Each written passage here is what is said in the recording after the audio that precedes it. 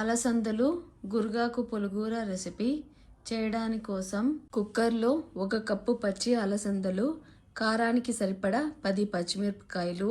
సాంబార్కి సరిపడా నీళ్లు వేసుకొని వాష్ చేసి కట్ చేసుకున్న గురగాకు, కట్ చేసుకున్న 1 కప్పు టమాటో ముక్కలు, కట్ చేసుకున్న అర్ధ కప్పు ఆనియన్ ముక్కలు,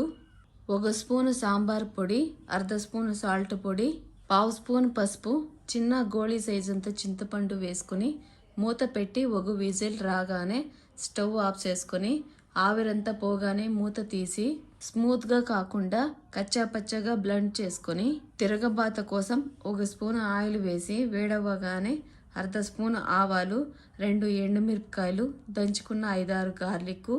కొద్దిగా కరివేపాకు వేసి వేగగానే తీసి సాంబార్లో వేసుకొని సాంబార్ స్టవ్ మీద పెట్టి 1 ఉడుకు రాగానే స్టవ్ ఆఫ్ చేసుకొని సర్వ్ చేసుకుంటే